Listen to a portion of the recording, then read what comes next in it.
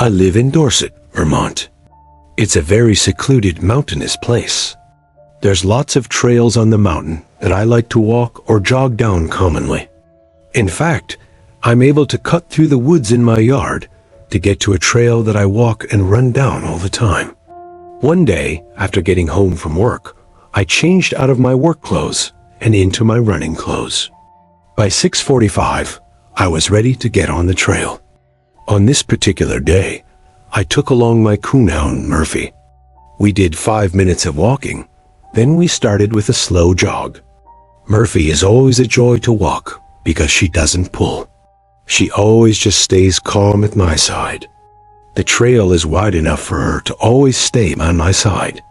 Maintaining my speed, I was always looking up when I ran, which is why I didn't notice that Murphy stopped in her tracks until I felt the leash pull her neck, at which point I stopped and looked back at her to see what was wrong. She was looking behind us, and her ears did that little bouncing thing that hound dogs' ears do when they hear something.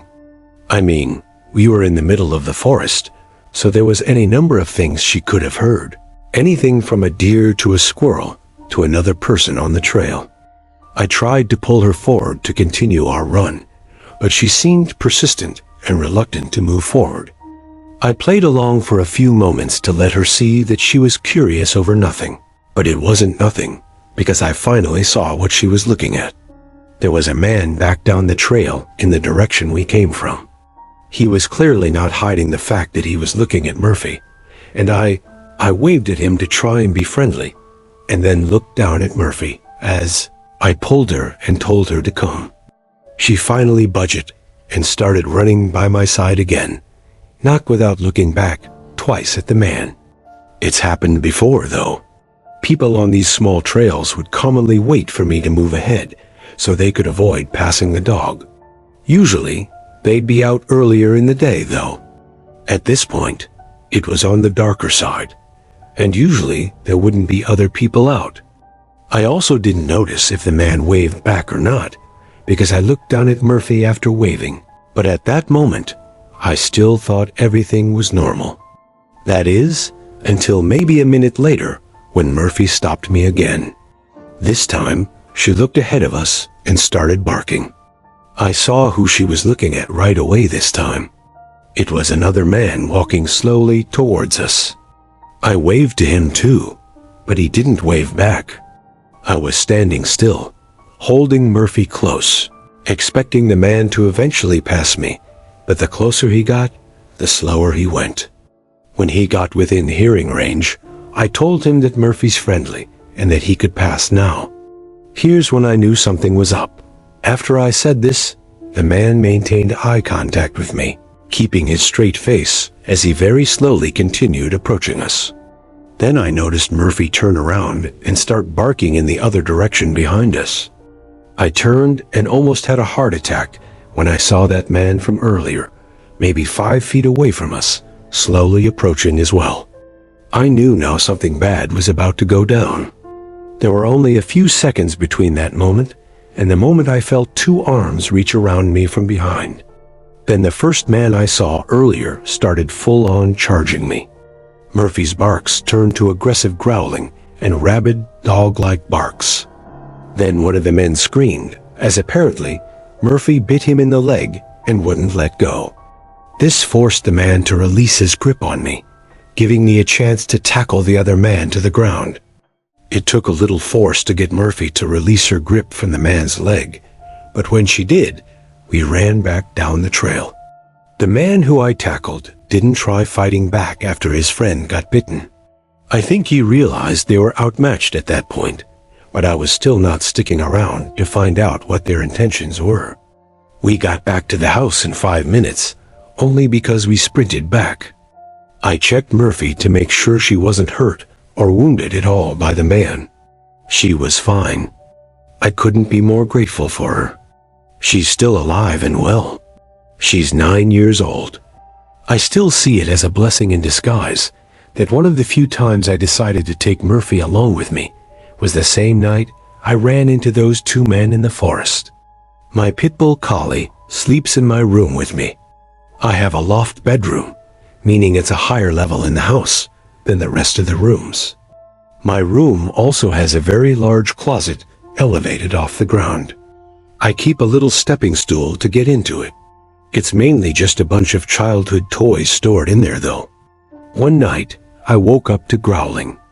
I sat up and saw Kali standing in the middle of the room. She was looking up at the closet.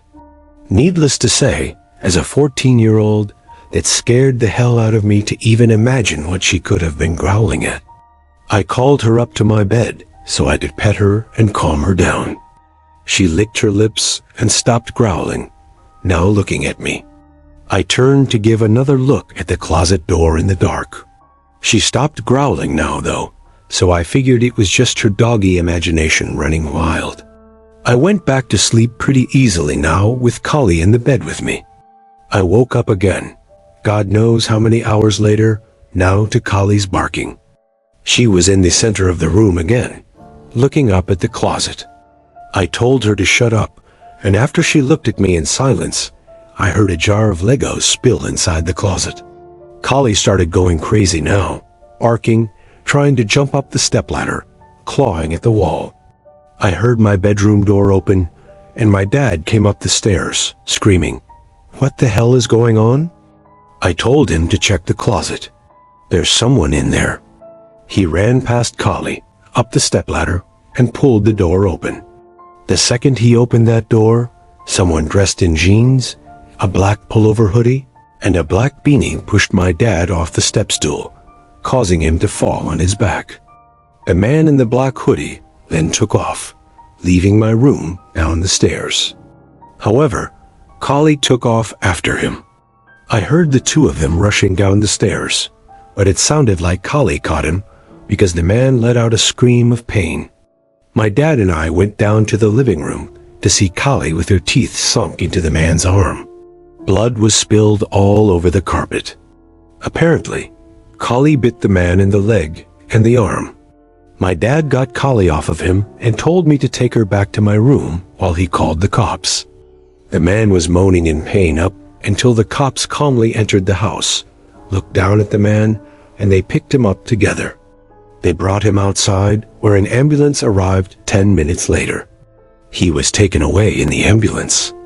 The next few days, my dad spent talking to lawyers and whatnot in order to sue the man for breaking and entering. He ended up winning the case, obviously. He never told me how much money he got, but he sure did make it known just how much Kali saved the day for our family. The first dog I ever got was back in 1992 when I was 10 years old.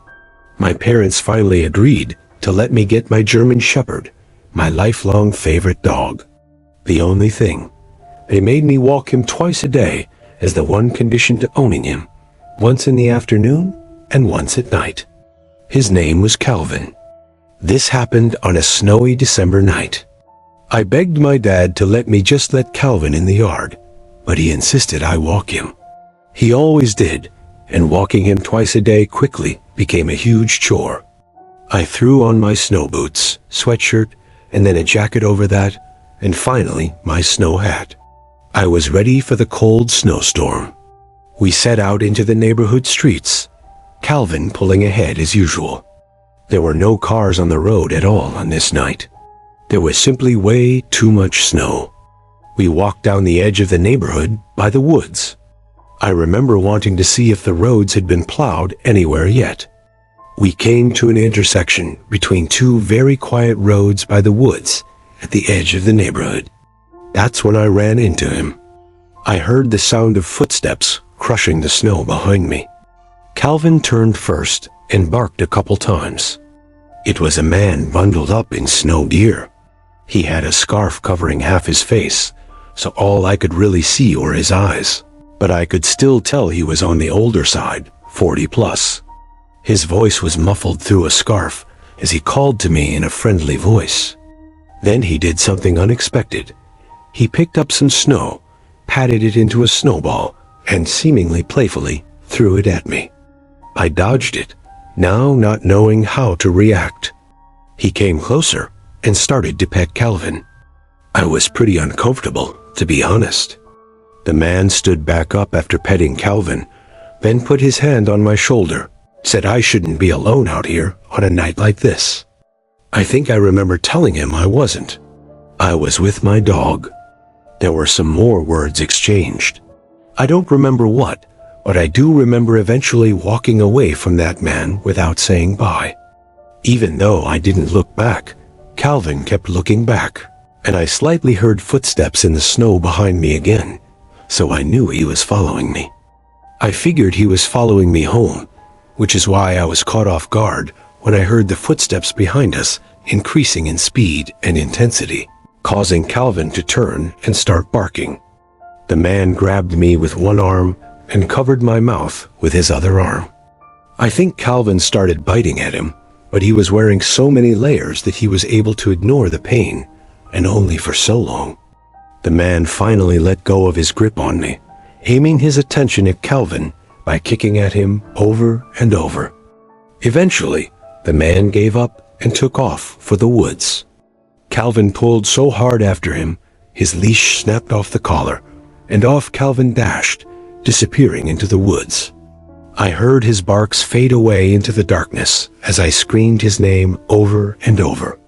I returned home crying, telling my parents that Calvin was chasing after some man and that he was gone. I stayed up all night, hoping he would return home. He never did. Calvin was my first dog, and losing him was my first real heartbreak. I like to think he was found and brought to a shelter somewhere, because I wholeheartedly believe that dog saved my life. I live on a farm in Bucks County, Pennsylvania. It's just my wife, our infant son, and of course, my Rottweiler, Jesse. We have Jesse sleep outside in his doggy house from the months of May to October. It serves as an extra form of protection and intimidation to potential burglars, but also allows for him to do his business freely without having to wake one of us up. Jesse always has a mount attached to his collar that connects to the doggy house so that he can't run away or get lost. Very seldom at night we hear Jesse barking, and given that he's a guard dog, he's trained to bark at suspicious people, so I always go out and check when we hear him barking, but again, it's very, very seldom. I'm going to skip the fluff and get right to the night that my wife and I woke up at, like 1:30 a.m. to Jesse's barks outside. I told my wife, who was also sitting up with me, to wait in the bed. I'll go have a look. I slipped on my shoes and went outside with my robe. Jesse took notice of me for a second, but resumed barking in the direction of our crops. I had to go back inside for a flashlight and Jesse's leash because I planned on going into the crops with him. And after clipping Jesse's leash onto his collar, he knew right away to take the lead. He led me into the crops. I had the flashlight on, giving the basic miniature of a cornfield. I didn't really see much in front of me besides crops in my face, regardless of the light. Jesse stopped barking, but he was still pulling me through the crops, as if he knew exactly where he was going. Then, out of nowhere, he stopped, sniffing, and just stopped. He looked up, but I didn't know if he heard something, if he was looking at something, or if he was just lost. The two of us stood in silence right there for a little bit. I heard crops in the near distance being brushed around. Suddenly, Jesse's head was all over the place. He was looking left, then right, then left again, as if he were hearing sounds coming from everywhere. He started barking and pulling together, but this time I yanked him back to stay put. I swallowed and took a deep breath before calling out into the night that this was private property and anyone caught trespassing would be brought to jail. It took more bravery calling that out than you may think, and of course, I was going to yell out a threat like that. What else could I say? The situation felt so surreal, and then it was the scream of a woman, a distressed, manic, deranged, cop-like scream. Jesse started pulling in the direction of the screams, but the more we ran, the further the screams seemed to get until they completely stopped. Then Jesse, once again, stopped running and started looking around in different directions. Suddenly, there was the sound of someone zooming past us, rushing through the crops.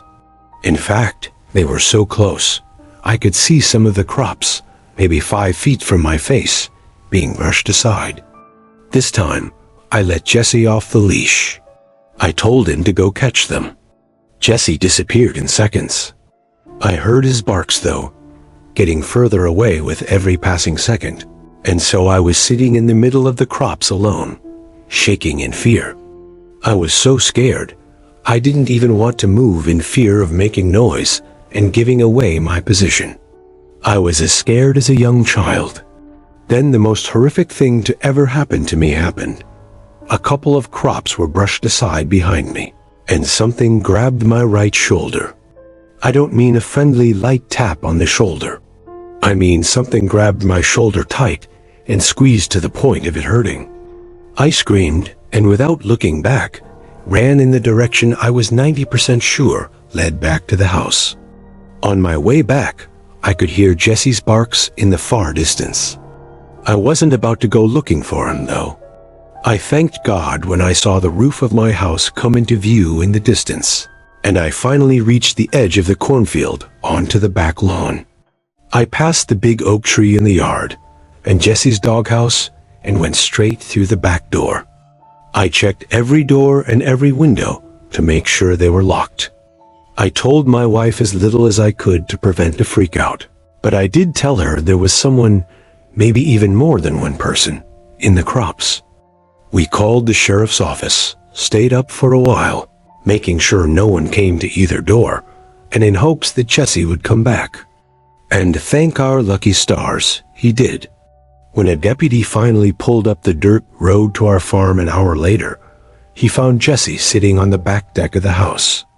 There wasn't much the deputy could do other than take down my description of what happened. He said it himself. He wasn't about to go searching around that cornfield. We let Jesse sleep inside for the next few nights for his own safety, and after almost a week of uneventfulness, things went back to normal. There hasn't been a similar incident since.